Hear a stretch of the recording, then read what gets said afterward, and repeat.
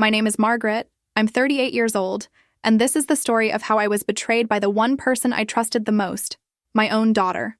I was on my way to a meeting about my husband Harold's inheritance when something shocking happened that turned my world completely upside down. You won't believe what I discovered that day, and how it changed everything I thought I know about my family. This isn't just another inheritance story.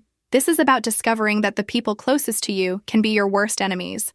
What happened next will make you question everyone in your own life. If you've ever felt like someone you trusted completely let you down, please hit that subscribe button and give this video a like, because what I'm about to share will show you that you're not alone in this pain. Have you ever had that gut feeling that something was wrong, even when everything seemed perfect on the surface? I want you to know that your instincts matter, and sharing these stories helps us all heal together. Your support means everything to me as I open up about the most difficult period of my life. Let's walk through this journey together, because I have a feeling my story might help you with yours too. 3 months after Harold's funeral, I thought I had my grief under control and my future planned out. The lawyer had scheduled this meeting to finalize the inheritance details, and I was actually looking forward to closing this chapter of legal paperwork. Harold had been meticulous about his finances, and I trusted that everything was in perfect order, just like he always kept it. I remember feeling grateful that morning, thinking about how my late husband had taken care of me even after death. Little did I know that this gratitude would soon turn into the deepest betrayal I'd ever experienced. I had spent the morning getting ready, choosing Harold's favorite blue dress that he always said brought out my eyes. The irony wasn't lost on me. I was dressing to honor his memory while unknowingly walking into a trap that would destroy it. As I drove through our quiet neighborhood, I felt Harold's presence with me, like he was guiding me through this final step. I even spoke to him out loud in the car, thanking him for being such a wonderful provider and protector. If only I had known that the protection I thought he'd left me was about to crumble completely. But that's when things took a turn I never saw coming, and what happened in that parking lot would haunt me for months. The morning had started so peacefully, so routine, that I never expected my entire world to shift in a matter of minutes. Sometimes life has a way of testing us when we least expect it, and that Tuesday morning became the day everything changed. Keep watching, because what that homeless man told me will make you understand why trust should never be given blindly. You won't believe how one conversation can expose years of deception and lies. I thought I had everything figured out after Harold's death, but life had other plans for me that I never could have imagined. Harold and I had been married for 15 years, and he had always handled our finances with the precision of a Swiss watchmaker. He was the kind of man who labeled every file, organized every receipt, and made sure I never had to worry about money or legal matters. When he passed away from a heart attack 6 months earlier, I felt lost in many ways, but financially secure, thanks to his careful planning. Our daughter Emma, who's 18 and just started college, had been so supportive during those first few months, helping me navigate the grief while assuring me that Daddy had left us well taken care of. The thing about grief is that it makes you vulnerable in ways you never expect, and people can take advantage of that vulnerability without you even realizing it. I had been living in this comfortable bubble where Emma handled most of the paperwork and legal communications, telling me she wanted to spare me the stress. She would bring me documents to sign, explaining them in simple terms, always with that caring smile that reminded me so much of Harold. I trusted her completely because she was my daughter, my only child, the person Harold and I had raised to be honest and loving. Looking back now, I realized that my grief had made me lazy, too willing to let others make decisions that I should have been making myself. Emma had arranged this meeting with the estate lawyer, telling me it was just a formality to transfer everything into my name officially. She said Harold's business partner Frank Morrison would be there too, since they had some joint investments that needed to be sorted out. I remember feeling grateful that my daughter was handling all these complicated details while I focused on healing from my loss. The meeting was scheduled for 2 p.m. at Morrison & Associates, the same law firm Harold had used for years. Everything seemed so normal, so routine, that I never questioned why Emma seemed nervous whenever we talked about the inheritance. What I didn't know was that Harold's careful planning had included some details that certain people didn't want me to discover. For weeks leading up to this meeting, there had been phone calls that Emma would take in private, whispering conversations that would stop when I entered the room. She always explained them away as insurance companies or bank representatives. Nothing for me to worry about. But a mother knows when her child is hiding something, and deep down, I was starting to feel that familiar knot in my stomach. The same feeling I used to get when Emma was younger and would lie about finishing her homework or cleaning her room. As I parked my car that morning, I had no idea that my comfortable world of trust and security was about to collapse completely. The sun was shining, birds were singing, and I was thinking about stopping for lunch after the meeting to celebrate finally putting Harold's affairs in order. I grabbed my purse, checked my appearance in the rearview mirror one last time, and stepped out of the car with confidence. But sometimes the universe has a way of preparing us for shock, and what happened next would make me question everything I thought I knew about my family. That's when I saw him, a man who would change my entire perspective on everything I held dear. But something inside me told me that meeting wasn't going to go as I expected, and I've learned to trust those gut feelings over the years. As I walked across the parking lot, I noticed how quiet everything seemed, like the world was holding its breath before something big was about to happen. My heels clicked against the pavement in a rhythm that somehow felt ominous, and I found myself walking slower than usual. It's strange how your body can sense danger before your mind catches up, and every step toward that building felt heavier than the last. I kept telling myself I was just being paranoid, that grief was making me overthink everything. The closer I got to the law office, the more my stomach started to churn with an anxiety I couldn't explain. I had been to this building dozens of times with Harold over the years for various business matters, but today it felt different somehow. The familiar glass doors seemed more intimidating, and the usual bustle of people coming and going felt eerily calm. I remember checking my phone to see if Emma had sent any last-minute messages about the meeting, but there was nothing. That silence from my daughter, who usually texted me constantly, should have been my first real warning sign. As I stood there in the parking lot, I started having second thoughts about letting Emma handle so much of this process without me. Harold had always included me in important financial decisions, explaining every detail so I would understand our situation completely. But after he died, I had been so overwhelmed with grief that I gratefully handed over all the responsibility to Emma. She was smart, capable, and I thought she was just trying to protect me from additional stress during an already difficult time. Now, standing outside that building, I wondered if I had made a terrible mistake by being so trusting. I pulled out my compact mirror to check my lipstick one more time, trying to calm my nerves with familiar routines. But when I looked at my reflection, I saw something in my own eyes that I hadn't noticed before: doubt. It was as if my subconscious was trying to warn me about something my conscious mind wasn't ready to accept. The woman looking back at me seemed older, more fragile than I remembered, and I realized that grief had changed me in ways I was only beginning to understand. I closed the compact with a snap, took a deep breath, and tried to shake off the feeling of impending doom. That's when I heard footsteps behind me, and a voice that would change everything I thought I knew about my situation. The sound made me jump, and when I turned around, I saw a man approaching me with an urgency in his eyes that immediately put me on high alert. He looked homeless, disheveled, but there was something about his expression that told me he had something important to say. Little did I know that this stranger was about to reveal the first piece of a puzzle that would expose the biggest betrayal of my life. What he told me next would make me realize that sometimes the people trying to help us are the ones we least expect. A homeless man approached me in the parking lot, and what he said sent a chill down my spine that I can still feel today. His name was Robert, and despite his rough appearance, his eyes were clear and intelligent, like someone who had seen too much but still cared enough to speak up. He walked straight toward me with purpose, not like someone asking for money, but like someone with urgent information to share. The first words out of his mouth were, "Ma'am, you need to know what they're planning to do to you in there." My heart started racing because somehow deep down, I knew he was telling the truth. If you've ever had a moment where a complete stranger changed your life, hit that like button and subscribe, because I want to hear your stories in the comments below. Have you ever been in a situation where someone unexpected became your guardian angel when you needed it most? Robert became mine that day, and I'm sharing this because I believe the universe sends us help in the most unlikely forms. Your engagement with this channel helps me reach more people who might need to hear these stories of survival and betrayal. Sometimes the most important conversations happen in parking lots with people we'd normally walk past without a second thought. Robert told me he had been living behind the dumpster near the law office for the past few weeks, and he had overheard several conversations that involved my name. He said Emma had been meeting with Frank Morrison and another man I didn't recognize, discussing something called the Margaret problem. Those words hit me like a physical blow because I realized my own daughter had been referring to me as a problem to be solved. Robert explained that he had heard them talking about forged documents and how to make sure I never found out about Harold's real estate investments. The way Robert spoke, with specific details about dates and amounts, made it impossible to dismiss his words as the ramblings of someone unstable.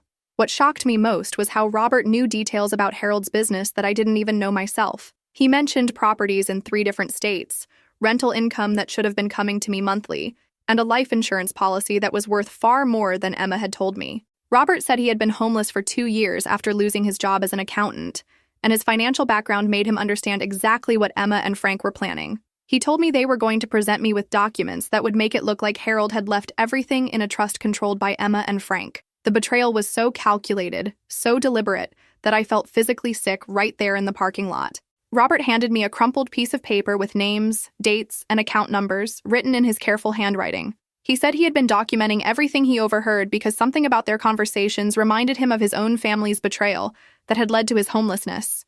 "Don't go in there unprepared," he warned me, "because they're counting on you being too trusting and too grief-stricken to ask the right questions." As I looked at that piece of paper, I realized that this homeless man cared more about protecting me than my own daughter did. What Robert revealed next would give me the ammunition I needed to fight back, but first I had to find the courage to face the truth about the people I loved most. I couldn't believe what I was hearing, and my first instinct was complete denial, because accepting Robert's words meant accepting that my daughter had been lying to me for months. My hands started shaking as I held that crumpled paper, and I felt like the ground beneath me was shifting in ways I couldn't control. "This can't be real," I whispered to Robert. But even as I said it, pieces of Emma's behavior over the past few months started clicking into place. The private phone calls, the way she would quickly change the subject when I asked about specific details, and how she always seemed to have ready answers that discouraged me from asking more questions. My heart was breaking because I was starting to realize that my grief had made me blind to my own daughter's deception. Robert looked at me with such compassion, and I could see in his eyes that he understood exactly what I was going through. He told me that betrayal by family members was the cruelest kind of pain, because it attacks the very foundation of who we think we are. "I know it's hard to accept," he said gently, "but sometimes the people we love most are capable of hurting us in ways we never imagined." His words hit me like a sledgehammer because I had always believed that Emma and I had a special bond, that she would never deliberately hurt me. The idea that my own child could look me in the eye, hug me goodnight, and then plot behind my back to steal my future was almost too much to process. I found myself getting angry at Robert, as if he was the problem rather than the messenger, because anger felt easier than facing the devastating truth he was telling me. "How do I know you're not just making this up?" I demanded, my voice getting louder and more desperate. But Robert calmly pulled out a small notebook from his jacket pocket and showed me pages of detailed notes with dates, times, and exact quotes from conversations he had overheard. The level of detail was impossible to fake, and when he read back Emma's exact words about keeping Mom in the dark until everything was signed, I felt like I might collapse right there in the parking lot. This wasn't some random accusation. This was documented evidence of my daughter's betrayal. The worst part was realizing how many red flags I had ignored because I wanted to believe that Emma was taking care of me out of love. There were so many moments when my intuition had tried to warn me, but I had pushed those feelings aside because trusting Emma felt safer than facing the possibility that I was completely alone in the world. Robert helped me understand that grief doesn't just make us sad. It makes us vulnerable to manipulation by people who know exactly how to exploit our emotional state. "Your daughter knows you're hurting," he explained, "and she's using that pain against you." Those words forced me to confront the terrible truth that Emma had been weaponizing my love for Harold against me. As I stood there trying to process this information, I felt like I was having an out-of-body experience where I could see my life from the outside for the first time. The loving daughter I thought I knew was actually a stranger who had been systematically lying to me and stealing from me while I mourned my husband. The family I thought I had left after Harold's death was an illusion, and I was truly alone in ways I had never imagined. But Robert's next words would give me the strength I needed to face what was waiting for me inside that building, and what he told me about confronting betrayal would change how I saw myself forever. Sometimes it takes a complete stranger to show us who we really are when everything we believed about our lives turns out to be a lie. I walked into the conference room and everything felt different, colder, as if the walls were closing in on me and I was seeing the space through completely new eyes. The familiar mahogany table where Harold and I had signed so many documents over the years now felt like a stage set for my own destruction. Emma was already there, sitting next to Frank Morrison, and for the first time I noticed how they were positioned. Not like people waiting to help me, but like co-conspirators who had been planning this moment. The way Emma's smile didn't quite reach her eyes, the way Frank avoided looking at me directly, and how both of them seemed nervous in a way that had nothing to do with normal legal proceedings. I sat down slowly, Robert's warnings echoing in my mind as I tried to appear calm while my heart was racing. Frank Morrison started the meeting with what I now recognize as scripted pleasantries, asking about my health and how I was adjusting to life without Harold. But his tone felt rehearsed, like he was going through motions rather than genuinely caring about my well-being. Emma kept nodding along, playing the role of the concerned daughter, but I was seeing her performance for what it really was for the first time. The documents they placed in front of me looked official and complex, filled with legal language that was clearly designed to confuse rather than clarify. As Frank began explaining the simplified version of Harold's estate plan, I found myself studying Emma's face instead of listening to his words. looking for signs of the deception Robert had warned me about. What struck me most was how prepared they both seemed, like they had rehearsed this presentation multiple times to make sure I would sign without asking too many questions. Frank kept emphasizing how Harold wanted to make things as easy as possible for me, but something about his tone felt patronizing, like he was talking to a child rather than a grown woman. Emma would interject at strategic moments with comments about how Daddy would want what's best for both of us, using my grief and love for Harold as emotional manipulation. I realized they were counting on my trust and my overwhelming desire to avoid conflict during an already difficult time. But thanks to Robert's warning, I was finally seeing their tactics clearly instead of falling for them. The more Frank talked about trusts and joint management and protecting my interests, the more I understood that every word was carefully chosen to make me feel like I was being taken care of while actually being stripped of control. Emma would squeeze my hand at certain moments, and I felt sick realizing that even her physical affection was calculated to keep me compliant. They had turned my own love for my daughter into a weapon against me, and the coldness of that manipulation was breathtaking. I started noticing how they would exchange quick glances when they thought I wasn't looking, like they were checking in with each other to make sure their performance was working. When Frank slid the first document toward me and handed me a pen, I felt like I was standing at the edge of a cliff with two people I trusted trying to push me over. Everything in that room felt staged, from the way the papers were arranged to the timing of Emma's encouraging smiles.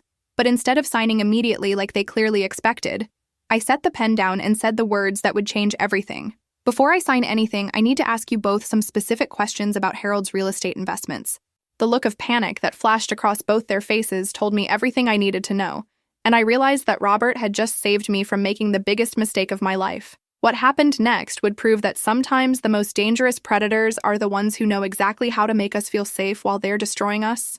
I couldn't believe my daughter was part of this, and the words came out of my mouth before I could stop them. Emma, how could you do this to me? The silence that followed was deafening, and I watched my daughter's face transform from fake concern to cold calculation in a matter of seconds.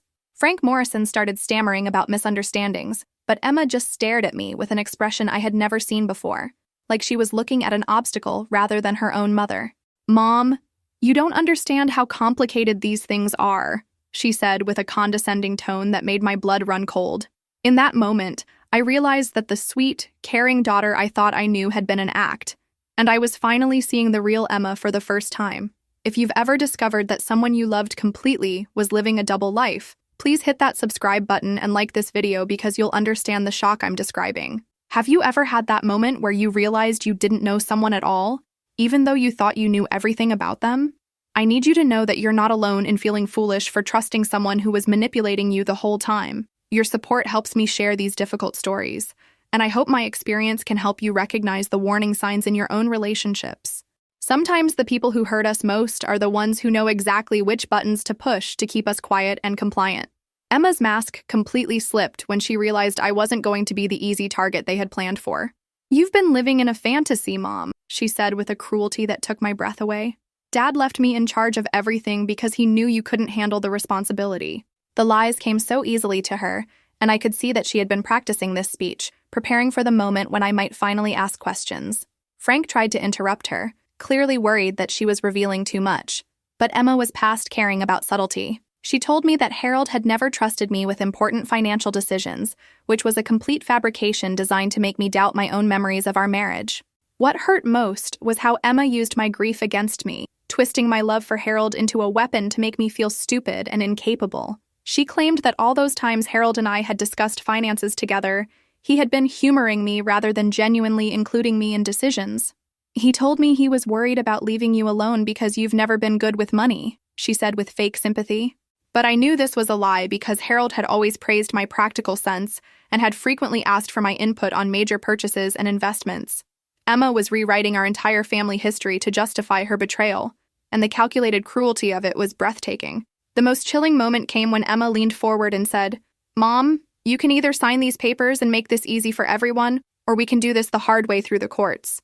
The threat was crystal clear: cooperate with their fraud, or face a long, expensive legal battle that would destroy what little family I had left. I realized that Emma had been planning this conversation, probably with Frank's legal advice, to pressure me into compliance through intimidation. But what she didn't know was that Robert had given me more than just information. He had given me the courage to fight back. The daughter I had raised to be honest and compassionate had become someone I didn't recognize, and what I discovered about the extent of their planning would shock you even more than it shocked me. I felt like a puppet, and they were pulling the strings.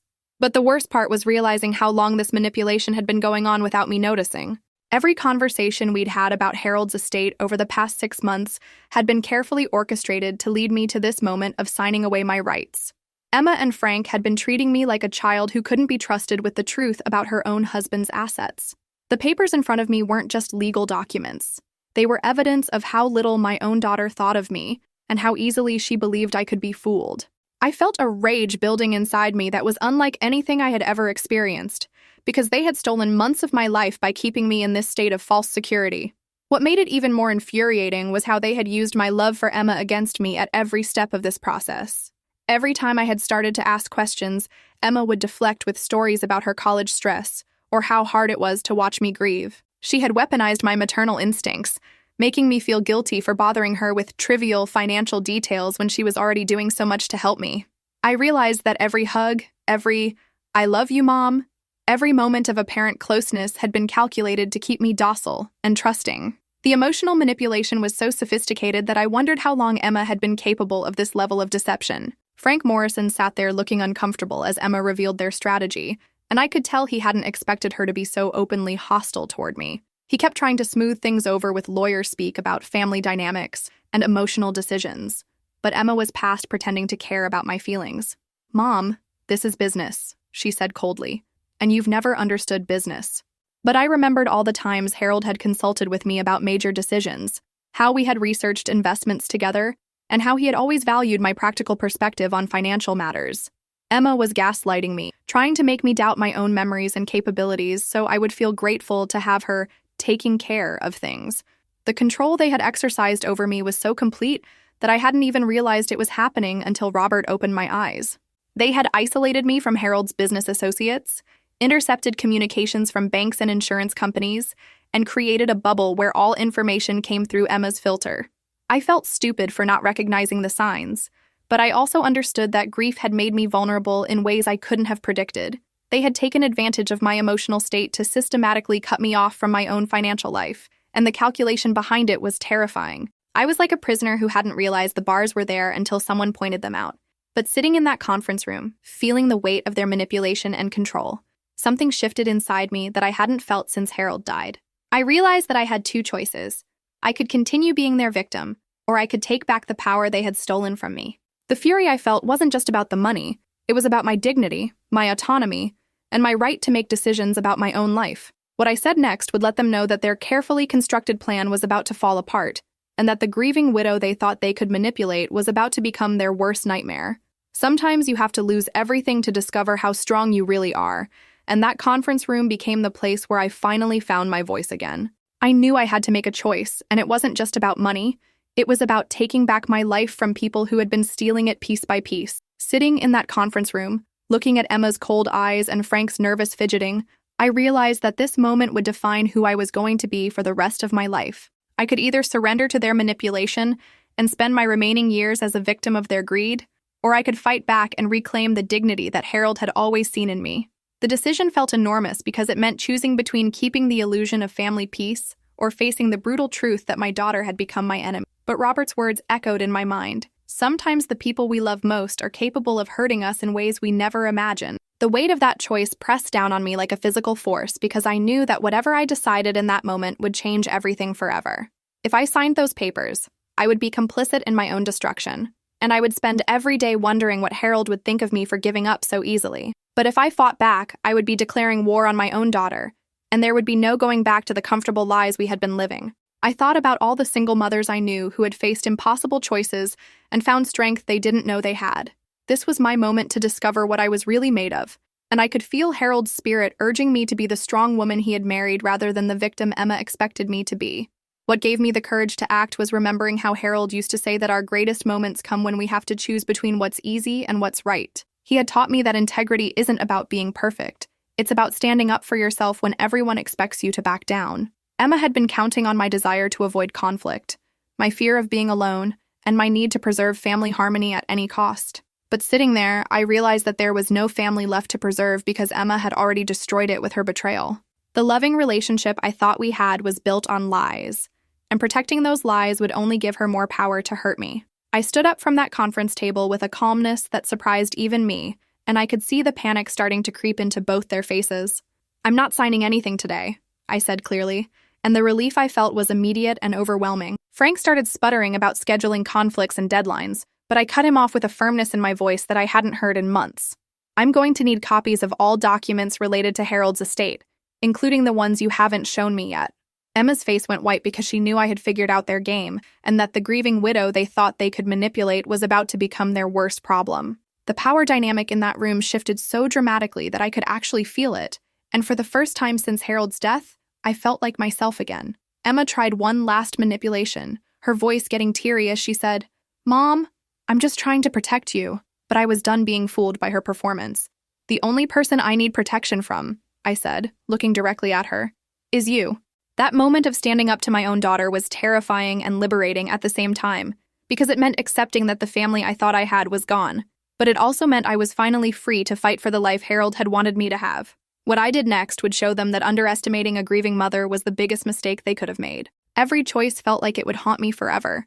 But I knew I couldn't let them win, because doing nothing was also a choice to betray myself and everything Harold had worked for. As I walked out of that conference room, my mind was racing with doubts and second guesses that felt like they were tearing me apart from the inside. Part of me wanted to go back, sign those papers, and pretend that Emma was still the loving daughter I had raised, because facing the truth meant accepting that I was truly alone in the world. The other part of me, the part that Harold had always admired, was furious at how they had manipulated my grief and was ready to fight back with everything I had. It felt like I was standing at a crossroads where both paths led to pain, but only one led to self-respect. If you've ever had to choose between keeping the peace and standing up for yourself, please hit that like button and subscribe, because I know you understand this impossible situation. Have you ever been in a position where doing the right thing meant losing people you thought you loved? I want you to know that choosing yourself isn't selfish. It's survival. And your support helps me share these stories that might help others in similar situations. Sometimes the hardest battles we fight are with the people who are supposed to love us unconditionally. Your engagement with this channel reminds me that there are people out there who understand what it's like to be betrayed by family, and that connection means everything to me right now. The drive home from that law office was the longest 20 minutes of my life, because every mile gave me more time to think about what I had just discovered and what I was going to do about it. I kept looking at Robert's crumpled piece of paper with all those account numbers and property addresses, and I felt overwhelmed by how much I didn't know about my own husband's financial life. Harold had protected me from the complicated details, but now that protection had become a weapon in Emma's hands. I was angry at Harold for not preparing me better, angry at myself for being so trusting, and devastated by Emma's betrayal all at the same time. The emotional chaos was exhausting, but I knew I couldn't let it paralyze me. What scared me most was the thought that maybe Emma was right about me. Maybe I really wasn't capable of handling complicated financial matters on my own. The doubt crept in like poison, making me question whether I was strong enough to fight people who clearly knew more about legal and business matters than I did. But then I remembered how Harold used to ask for my opinion on major purchases because he valued my practical judgment and my ability to see through people's motivations. Emma had been trying to make me forget my own strengths, but Harold had never doubted my intelligence or my capability. I realized that the woman Harold had fallen in love with was still inside me somewhere, buried under months of grief and manipulation. That night, I sat at my kitchen table with Robert's notes spread out in front of me, and I made a decision that would change everything. I wasn't going to let Emma and Frank steal my future, but I also wasn't going to let anger and revenge consume me the way grief had consumed me after Harold's death. I was going to fight back, but I was going to do it smart, with help from people who actually cared about protecting me rather than exploiting me. I picked up my phone and started making the calls that would begin my counterattack, starting with Harold's old friend who was a retired investigator and had always told me to call if I ever needed help. What I discovered when I started digging into Harold's real financial situation would prove that Emma's betrayal was even more extensive than I had imagined, and that Robert had only told me the beginning of the story. I was ready to face them, to tell them I wouldn't let them destroy me anymore, and I spent 3 days preparing for a confrontation that would expose everything they had been hiding from me. Harold's investigator friend, Detective Mike Collins, had helped me gather evidence that painted a picture of fraud so extensive it took my breath away. Emma and Frank hadn't just been planning to cheat me out of my inheritance. They had been systematically stealing from Harold's accounts for over a year before he died. The rental properties Robert had mentioned were generating over $12,000 monthly that should have been coming to me, but Emma had been redirecting the payments to accounts she controlled. Armed with bank statements, property records, and documented evidence of forged signatures, I felt like I finally had the weapons I needed to fight back. I called Emma and asked her to meet me at Harold's favorite restaurant, the little Italian place where we used to celebrate anniversaries and birthdays as a family. I chose that location deliberately because I wanted her to remember who we used to be before greed turned her into someone I didn't recognize. When she walked in, she had that same fake smile she had been using on me for months, probably thinking I had reconsidered and was ready to cooperate with their plan. "Hi, Mom," she said, leaning in to kiss my cheek like nothing had changed between us. But I pulled back and gestured for her to sit down, and something in my expression must have warned her that this wasn't going to be the conversation she expected. The moment I placed those bank statements and property records on the table between us, Emma's face went completely white, and I knew she understood that her game was over. "I know about the rental properties in Arizona, the forged power of attorney documents, and the life insurance money you've been hiding from me," I said in a voice that was steady despite the fact that my heart was pounding. Emma tried to interrupt with more lies about protecting me and Harold's wishes, but I held up my hand and kept talking. "I also know that you and Frank have been stealing from me since before your father died, and I have enough evidence to send both of you to prison." The look of panic in her eyes was satisfying in a way that surprised me, because I had never imagined I could feel good about frightening my own daughter. What shocked me most was how quickly Emma's mask fell away once she realized she had been caught. Instead of remorse or apology, she became defensive and angry, telling me that I had forced her to take control because I was too weak and stupid to handle Harold's business affairs. "You never appreciated what Dad built," she hissed across the table, "and you would have wasted it all on charity and stupid investments." Her words revealed a level of contempt for me that was breathtaking, and I realized that she had probably been harboring these feelings for years while pretending to love and respect me. The daughter I thought I knew had never existed. She had been a performance designed to keep me compliant while she positioned herself to take everything that should have been mine. But the most powerful moment of that confrontation came when I looked Emma directly in the eyes and said, "You're not getting away with this, and you're going to return every penny you've stolen from me." The confidence in my voice surprised both of us because it came from a strength I had forgotten I possessed. Emma tried one last manipulation, tears starting to form as she said, "Mom, I'm still your daughter," but I was done being moved by her fake emotions. "No," I replied calmly. "My daughter would never have betrayed me like this. You're a stranger who happens to share my DNA." What happened next would prove that sometimes the most important conversations we have are the ones where we finally stop pretending that toxic people deserve our loyalty just because they're family. After the confrontation, I began to empower myself and see myself in a completely different way than I had since Harold's death. Walking out of that restaurant, leaving Emma sitting there with all the evidence of her crimes spread across the table, I felt lighter than I had in months. For the first time since Harold died, I wasn't carrying the weight of other people's expectations or trying to preserve relationships that had been built on lies. The woman who had been manipulated and controlled was gone, and in her place was someone who understood her own worth and wasn't afraid to fight for it. I realized that Harold hadn't just left me money and property, he had left me the tools to be independent and strong, but I had to choose to use them. Detective Collins helped me understand that what Emma and Frank had done wasn't just morally wrong. It was criminal fraud that could result in serious jail time for both of them. Having that legal perspective gave me confidence because it meant I wasn't just being vindictive or emotional. I was seeking justice for actual crimes committed against me. The rental income alone that they had been stealing amounted to over $70,000 that should have been supporting me through my grief and helping me build a new life. Instead, Emma had been using that money to fund her college lifestyle, while telling me we needed to be careful with expenses, because the estate was more complicated than Harold had expected.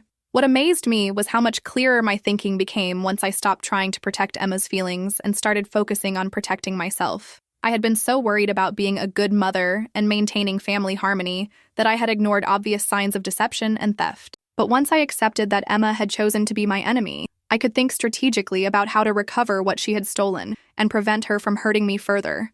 It was like a fog had lifted from my brain, and I could see my situation with the clarity that Harold had always admired in me. The grief was still there, but it was no longer paralyzing me or making me vulnerable to manipulation. I started taking control of aspects of my life that I had let Emma handle, and each small victory built my confidence for bigger battles ahead. I changed all the passwords on my accounts, revoked the power of attorney documents Emma had tricked me into signing, and hired my own lawyer who worked for me instead of conspiring against me. Every action I took felt like reclaiming a piece of myself that had been stolen, and I began to understand why Harold had always encouraged me to be independent, even within our partnership. He had seen strength in me that I had forgotten existed, and Emma's betrayal had forced me to rediscover that strength in the most painful way possible. But the real transformation happened when I realized that I didn't need Emma's approval or love to have value as a person. For months, I had been desperate to maintain our relationship because I thought losing her would mean losing the last connection to the family Harold and I had built together. Now I understood that the family I was mourning had been an illusion, and that accepting reality was actually liberating rather than devastating. I was still Harold's widow, but I was also Margaret, a woman with her own intelligence, her own strength, and her own right to the life Harold had wanted me to have. What I discovered about myself during those weeks of fighting back would prove that sometimes we have to lose everything we thought we wanted to find everything we actually need. In the chaos, I found clarity, and I understood that I was more capable than I had ever imagined or given myself credit for. The weeks of investigating Emma's fraud and building my legal case had revealed abilities I didn't know I possessed: analytical thinking, strategic planning, and a determination that surprised everyone, including myself. I found myself reading financial documents that would have intimidated me months earlier, understanding legal concepts that Emma had insisted were too complicated for me to grasp. Harold had always seen this potential in me, but I had been content to let him handle the complex matters while I focused on other aspects of our life together. Now, facing the biggest challenge of my life alone, I was discovering that his confidence in me had been completely justified. If you're going through your own journey of discovering hidden strengths you didn't know you had, please hit that subscribe button and like this video, because I want to hear about your transformation in the comments. Have you ever been forced into a situation that revealed capabilities you never knew existed within you? I'm sharing this part of my story because I believe we all have untapped potential that only emerges when we're pushed to our absolute limits. Your support helps me reach others who might be in similar situations, feeling overwhelmed and underestimating their own power to fight back.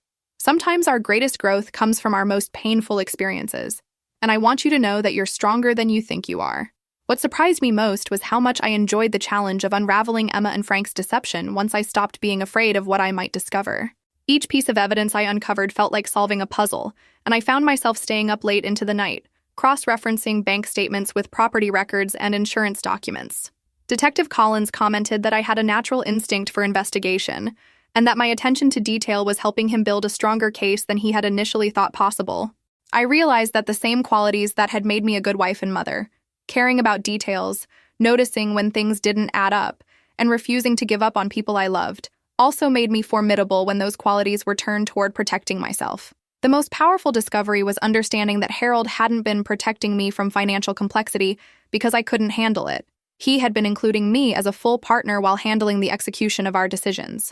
I found notes in his handwriting that referenced conversations we had about investments, property purchases, and long-term planning, proving that my input had been valued and incorporated into our financial strategy. Emma had tried to rewrite that history to make me feel incompetent, but Harold's own words proved that he had seen me as an intelligent partner whose judgment he trusted completely. This realization healed something inside me that Emma's manipulation had broken, and I began to see myself through Harold's loving eyes, rather than Emma's contemptuous ones. As I worked to reclaim my stolen assets and hold Emma accountable for her crimes, I realized that this journey wasn't just about money. It was about discovering who I was as an individual, rather than just as someone's wife or mother. For 38 years, I had defined myself primarily through my relationships with others, and losing Harold had left me feeling like I didn't know who Margaret was on her own. But fighting for my rights and my dignity had forced me to develop a sense of self that was independent and strong. I was still a widow, and I would always mourn Harold, but I was also a woman with her own goals, her own standards, and her own refusal to be anyone's victim. What I learned about forgiveness and justice in the final stages of this battle would reshape my understanding of what it means to truly move forward from betrayal. I've realized that no one can take away my peace unless I let them, and that understanding became the foundation for rebuilding my life after Emma's betrayal was finally exposed and dealt with through the legal system. The court case took 8 months, but in the end, Emma and Frank were both convicted of fraud and ordered to return every penny they had stolen, plus damages and legal fees. Emma received 2 years of probation and community service, while Frank lost his law license and faced criminal charges that would affect him for the rest of his career. But the real victory wasn't seeing them punished. It was discovering that I could survive the complete destruction of my family and emerge stronger on the other side. The hardest lesson was learning to forgive myself for being so trusting, for ignoring red flags, and for allowing grief to make me vulnerable to people who should have been protecting me. Detective Collins helped me understand that predators like Emma and Frank specifically target people who are dealing with loss because grief makes us desperate for support and willing to overlook suspicious behavior. I hadn't been stupid or weak. I had been human, dealing with the most difficult experience of my life while trying to maintain hope that my family still existed. Accepting that I had been victimized without accepting that I was a victim became crucial to my healing, because it allowed me to learn from the experience without being defined by it. What gave me the most peace was realizing that Harold's love for me had been real, even though Emma's had been fake. The life we had built together, the partnership we had shared, and the woman he had believed me to be, all of that was authentic and couldn't be stolen by anyone. Emma's betrayal had made me question everything about my past, but working through the legal case had revealed evidence of Harold's respect and love for me in documents, letters, and financial decisions that painted a picture of a man who had truly valued his wife. I could grieve for Harold and celebrate our marriage, while also accepting that our daughter had chosen a path that made her a stranger to both of us. The relationship with Emma is permanently severed, and I've made peace with that reality because I understand now that some bridges should be burned rather than constantly repaired. She has never apologized or shown genuine remorse for what she did, and I've learned that forgiveness doesn't require maintaining relationships with people who remain toxic and dangerous. I sent her a final letter explaining that she was no longer welcome in my life, and that any future contact would be handled through lawyers. It was the hardest letter I've ever written, but also the most liberating, because it meant I was finally free from the cycle of hoping she would become the daughter I thought I had raised. Today, I live in a beautiful condo overlooking the lake, funded by the rental income that Emma had been stealing from me for over a year. I've made new friends, started volunteering with other widows who are navigating financial challenges, and discovered that life after betrayal can be richer and more authentic than life built on lies. I think about Harold every day, but the grief no longer controls my decisions or makes me vulnerable to manipulation. The peace I've found isn't about forgetting what happened or pretending that family relationships always work out. It's about understanding that I have the strength to create a good life for myself, regardless of who chooses to support or betray me. Sometimes losing everything we thought we wanted is the only way to discover everything we actually need, and I'm grateful for the painful journey that taught me who I really am. Have you ever faced betrayal like this? And what did you do to overcome it and rebuild your sense of trust in yourself and others? I'm asking because I know my story isn't unique. There are countless people out there dealing with family members who have chosen greed over love, manipulation over honesty. The comments on these videos have become a community of survivors who support each other through the darkest moments of discovering that the people we trusted most were actually our greatest threats. Your stories matter, and sharing them helps others realize they're not alone in facing these impossible situations where doing the right thing means losing people we thought we loved. If this story resonated with you, or if you've been through something similar, please hit that subscribe button and like this video, because your engagement helps me reach more people who need to hear these messages of survival and strength. Have you ever had to choose between keeping peace in your family and protecting yourself from financial or emotional abuse? I want to create a space where we can talk honestly about these difficult topics without judgment or shame. Your support means everything to me as I continue sharing stories that might help someone else recognize the warning signs of manipulation before it's too late. Together, we can break the silence around family financial abuse and help each other heal from these devastating betrayals.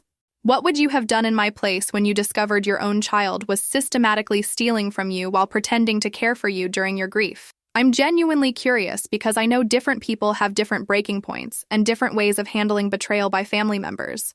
Some of you might have tried harder to salvage the relationship with Emma, while others might have cut contact even sooner than I did. There's no right or wrong answer, but sharing our different perspectives helps everyone understand their options when facing similar situations. The most important thing is that we support each other through these experiences and remind each other that we deserve better than relationships built on lies and manipulation. Do you believe revenge ever truly brings peace? Or does it just feed more anger and keep us trapped in cycles of pain? For me, seeking justice through the legal system wasn't about revenge. It was about protecting myself and holding people accountable for their crimes against me. But I know some people struggle with the difference between justice and revenge, especially when the betrayal comes from family members. I found peace not through getting even with Emma, but through building a life that's authentic and free from toxic relationships. The real victory was discovering that I don't need anyone's permission or approval to live well and protect my own interests. If you want more stories like this, Make sure to subscribe and turn on notifications because I'll be sharing more experiences about surviving family betrayal, recognizing manipulation tactics, and rebuilding your life after devastating losses. In my next video, I'll be talking about the warning signs I missed that could have helped me protect myself earlier in this process, and how to create boundaries that prevent family members from taking advantage of your grief or vulnerability. I'll also be responding to your comments and questions about dealing with toxic family relationships and finding the courage to choose yourself over keeping the peace. Thank you for being part of this community of survivors. And remember, you're stronger than you know, and you deserve relationships that honor rather than exploit your loving heart.